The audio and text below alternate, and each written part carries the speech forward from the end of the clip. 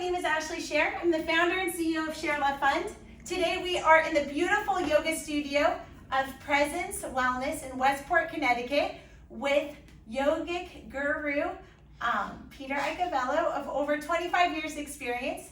We are going to learn the cues today for Reclined Thunderbolt, how to get into it and how to get clients out of it safely. That's why we have Peter here, because he knows safety best. He's also a certified massage therapist, and we don't want to mess around when it comes to safety.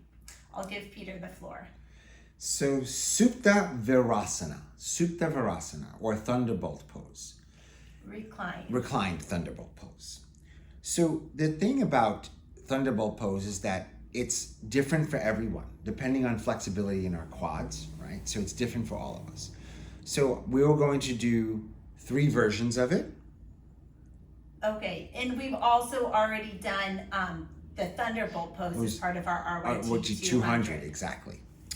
So Supta means reclined, or on your back, or face up. That's what it really means, Supta. However, there is Thunderbolt where you're not doing the Supta part. Because why? We don't have the flexibility, or we might have knee problems, right? Which prevent us. So safety first, as Ashley said. Especially when the anatomy part of this video comes in, safety is very important. So Ashley, I'm going to ask you to turn to your right. And then when you're ready, come up onto your knees for a moment. So a lot of times when we start yoga classes, maybe we can start on our knees and sit on a yoga block. That's one way, right? So you can start on a yoga block. So that's called hero's pose, but that's not for here. But just so you know that that's a way to start this.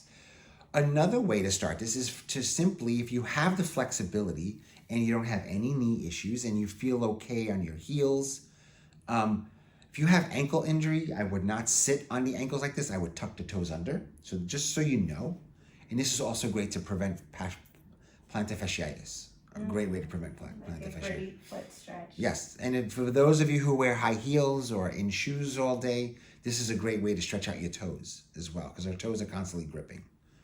And then now from here, I'll ask you to untuck your toes and have a seat on the top of your feet there. So this is the first version that I would say of Supta Vajrasana, or Thunderbolt pose, or Reclined Thunderbolt pose.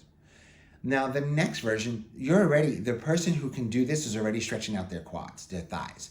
So if Ashley just wants to just point that out just by her hands there, yeah, the tops there, that's all.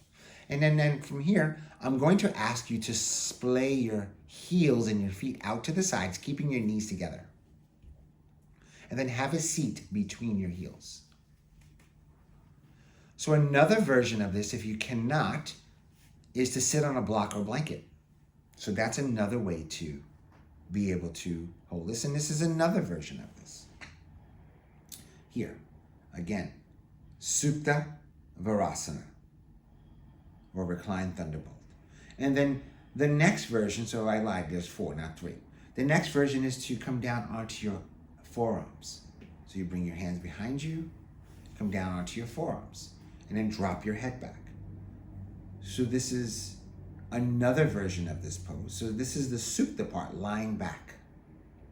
And then if you have the flexibility, when you can, nice and slow, begin to come onto your back. Now, if someone didn't have the flexibility, but they can go a little bit further than their forearms, you can slide a bolster or blanket or yoga blocks under their upper back. So now we are in the full version of Supta Vajrasana. I'll ask Ashley to take a few breaths here.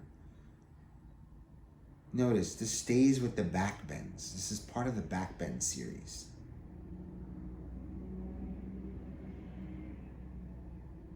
And for some of you might say, this is not part of the advanced. This is an advanced pose for most people. And then from here, very slowly, as we cue ourselves out of this pose, we come up onto our forearms first. So we exit the way we came in. We don't just pop right out of this. That's when we pull muscles. And I'm going to ask Ashley to begin to draw her chin to chest very slowly, and then come up onto her hands. And then begin to take her hands and place one at a time onto her thighs. And then begin to lean forward and then come up onto her tippy toes. And then you can either come into a happy baby or come back to, happy baby. Or you can come on, or you can do a child's pose, whatever's necessary, whatever you feel is more comfortable. A child pose seems a little bit more accessible to come out of this pose. And then from here, very slowly make your way into Sukhasana or easy pose. So Balasana to Sukhasana, child's pose to easy pose or Sukhasana. Thank you so much, Peter. I really appreciate you getting us both safely into the pose and safely out of the pose.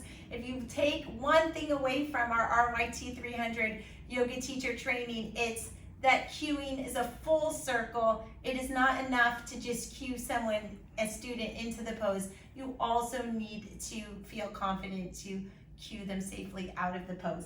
I hope this was helpful and have a blessed day. Namaste. Namaste.